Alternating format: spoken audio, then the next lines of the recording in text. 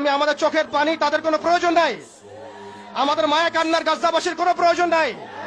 গাজাবাসীর প্রয়োজন অর্থনৈতিক সাপোর্ট, গাজাবাসীর প্রয়োজন সামরিক সাপোর্ট, গাজাবাসীর প্রয়োজন এমন একটা জাইশ, এমন একটা ফোর্স যেটা বাহির থেকে গিয়ে বাইতুল মুকাদ্দাসকে উদ্ধার করবে ইনশাআল্লাহ। আর আপনারা ভবিষ্যৎবাণী শুনে রাখবেন, ইনশাআল্লাহু আযজা ওয়া জাল আল্লাহ রাব্বুল আলামিনের এই বান্দাদের মধ্যেই এমন একটা জাইশ, এমন একটা দল আল্লাহ পাক সৃষ্টি করে দিবেন ইনশাআল্লাহ। যেই দল, যেই জাইশকে পৃথিবীর কোন সেনাবাহিনী থামাতে পারবে না ইনশাআল্লাহ। শেষ পর্যন্ত তারা বাইতুল মুকাদ্দাস মুক্ত করেই ছাড়বে ইনশাআল্লাহ। শুধু সময়ের অপেক্ষা। তারা আমাদেরকে অপশন দিয়েছে, হয় আমাদের দাস হও না হলে মরো। শেষ কথা, তারা আমাদেরকে অপশন দিয়ে দিয়েছে, হয় আমরা তাদের দাসত্ব করব না হলে মরবো। আমরাও বলে দিচ্ছি, আমরা দাসত্ব করব না। আমরা হয় শহীদ হব অথবা স্বাধীনতা ছিনিয়ে নিয়ে আসবো ইনশাআল্লাহ। হয় আমরা শহীদ হব না হলে স্বাধীনতা ছিনিয়ে নিয়ে আসবো।